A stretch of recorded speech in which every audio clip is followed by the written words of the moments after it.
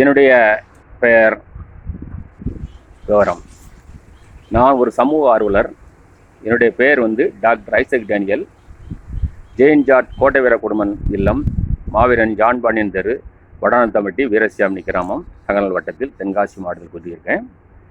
இன்றைய சூழ்நிலையில் கொடுக்கக்கூடிய கோரிக்கை பதிவு தமிழக அரசினுடைய தமிழக முதல்வர் சகோதரர் மு.க. ஸ்டாலினுடைய அவருடைய கவனத்திற்கும் மக்களுடைய பார்வைக்குமாக இந்த பதிவு. அதாவது தமிழக அரசினுடைய அரசு அலுவலர்கள் பொதுமக்களுடைய வரிப்பணத்தில் ஊதியத்தை பெற்றுக்கொண்டு அவருடைய அட்டுழியங்கள் பெருகி கொண்டு இருக்கிறது. அது மட்டுமல்லாமல் தமிழக அரசுடைய உள்ளாட்சி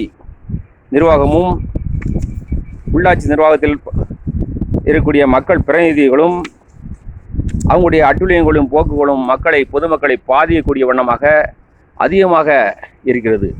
இன்றைய இதே சூழ்நிலை தொடருமானால் தமிழக அரசு 2026 ஆட்சி மாற்றம் ஏற்படலாம். ஆட்சி கட்டில் அமரக்கூடிய நபர்கள் மக்கள் பணியாற்ற முன்வரக்கூடிய சூழ்நிலை உருவாகும் என்பதை இந்த இடத்திலே தெள்ள தெளிவாக எடுத்துரைக்கிறேன்.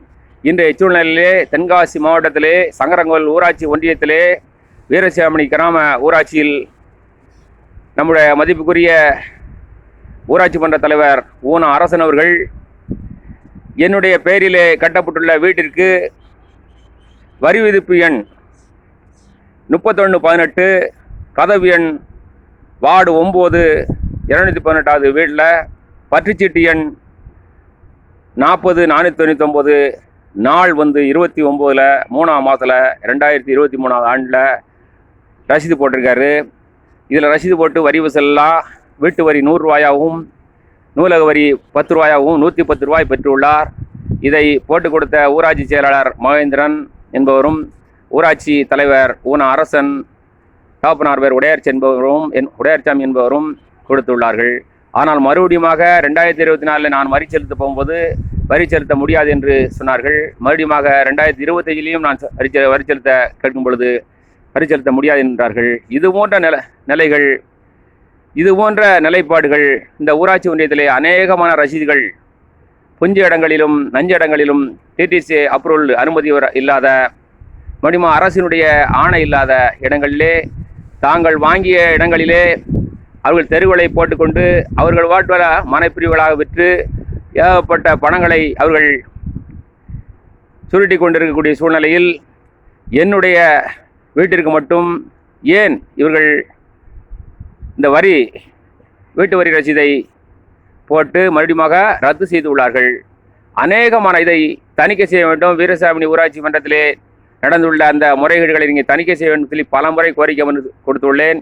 ஊராட்சியுடைய கிராம சபை கூட்டத்திலும் இதை கோரிக்கை வைத்துள்ளேன். எந்த விதமான நிலைப்பாடுடைய நடவடிக்கையும் இல்லை. தமிழக முதல் மந்திரி சகோதரர் மு.க. ஸ்டாலினுடைய கவனத்திற்கும் இதை கொண்டு சென்றேன். எந்த நடவடிக்கையும் இல்லை. இதே நிலைப்பாடுகள் அரசு அலுவலருடைய அட்டுழியங்கள் பெருகிக் கொண்டே இருக்கிறது. இன்றைய பாருங்கள், கோயில்பட்டி தாயதிலாருடைய நிலைப்பாடு இதே மாதிரி தான். நாடு ஃபுல்லாக தமிழ்நாடு மாநிலம் முழுவதும் வட்டாட்சியருடைய அட்டுழியங்கள் பெருகி போச்சு. ஊராட்சி ஒன்றிய ஆணையருடைய அனுமதியோடு இந்த ஊராட்சியினுடைய மன்ற தலைவர்களும் ஊராட்சியினுடைய செயலர்களும் பொதுமக்களுக்காக பணி செய்யக்கூடிய இந்த மக்கள் பிரதிநிதிகளும் இந்த அரசு அலுவலர்களும் பொதுமக்களை பாதிக்கக்கூடிய வண்ணமாகவும் பொதுமக்களுடைய அடிப்படை தேவைகளை பூர்த்தி செய்ய முடியாத சூழ்நிலையிலும் எங்களுக்கு வீட்டு வரி ரசீதை போட்டு அதை எங்களுக்கு வீட்டு கதவு எண்ணெல்லாம் கொடுத்த இந்த நபர்கள் மறுபடியுமாக அந்த வீட்டு வரி ரசீதை ரத்து செய்துள்ளார்கள். அதுவும் கிராம சபை கூட்டத்திலே டேஸ்ட் போட்டு இவங்க மக்கள்கிட்டலாம் கையெழுத்து வாங்கினாங்க. என்னையா இப்படி கையெழுத்து வாங்கன்னு சொல்லி கேட்கும் பொழுது இவர்கள் நாங்கள் அரசு தீர்மானங்களை நாங்கள் எழுத வேண்டியிருக்காங்களாம் இந்த டேஸ்ட் போட்டுக்கோம்னு சொல்லிட்டு மக்கள்கிட்டலாம் கையெழுத்து வாங்கிட்டு மக்களை ஏமாற்று விதமாக நடந்து கொண்டிருக்கக்கூடிய நிலைப்பாடுகளையும் நான் அரசிடம் தெரிவித்துள்ளேன். இப்படிப்பட்ட நிலைப்பாடுகளில் என்னுடைய வீட்டு வரி ரசீதை இவர்கள் கிராம சபை கூட்டத்திலே தீர்மானம் ஏற்றியுள்ளார்கள்.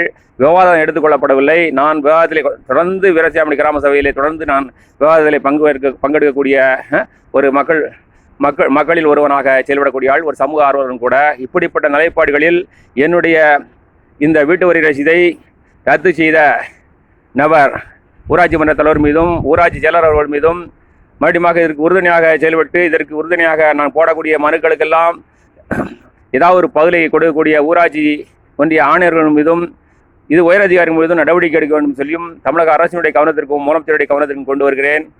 தமிழக அரசினுடைய பார்வையிலே தென்காசி மாவட்டத்தில் கள ஆய்வு முதலமைச்சருடைய கள ஆய்வுக்கு வரும்பொழுது கண்டிப்பாக இந்த நடவடிக்கை எடுக்கணும்னு சொல்லி பல முறை கோரிக்கை வைத்துள்ளேன். எங்களுடைய கிராம சபை கூட்டத்தில் கூட முதலமைச்சர் நீங்கள் வந்து பங்கெடுக்கணும், இங்கே ஏகப்பட்ட முறைகள் நடக்குன்னு சொல்லி பல முறை நான் கோரிக்கை வச்சுருக்கேன். இந்த கோரிக்கைகள் எல்லாம் வைத்தும் எந்த பலன் இல்லாத நிலைப்பாட்டிற்கு இப்படிப்பட்ட சூழ்நிலையில் மக்கள் விரக்தியிலும் பரிதவிப்பிலும் வேதனையோடு இருக்கக்கூடிய சூழ்நிலையில் நீங்கள் 2026 சட்டமன்ற தேர்தலை சந்திக்கும் பொழுது அதனுடைய தேர்தலுடைய முடிவு பலவீனமாக அமையும், உங்களுக்கு பலவீனமாக அமையும். அப்படிப்பட்ட சூழ்நிலை நிலவும் பொழுது உங்களுடைய ஆட்சி கட்டில் நீங்கள் அமரக்கூடிய சூழ்நிலையிலிருந்து விலகி ஓட வேண்டிய சூழ்நிலை ஏற்படும் என்பதை பற்றி இந்த இடத்திலே தமிழக முதல்வர்களுக்கும் இந்த பதிவை உங்களுடைய கவனத்துக்கு கொண்டு வருகிறேன்.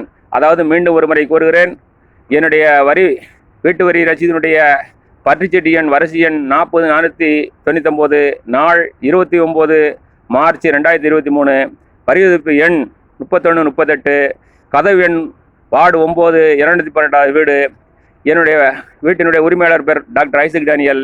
மறுபடியும் வீட்டு வரி ரசீது போட்டவர் மகேந்திரன், ஊராட்சி செயலாளர். ஊராட்சி மன்ற தலைவர் வந்து ஊன அரச நண்பர் அவர்கள். இப்படிப்பட்ட நிலைப்பாடுகள் தொடர்ந்து நடந்துகிட்டு இருக்கு. இதுபோன்று தமிழ்நாட்டில் அனைத்து ஊராட்சி மன்றங்கள்லையும் நகராட்சியில் நடக்கும், பேரூராட்சியில் நடக்கும், மாநகராட்சியில் நடக்கும்.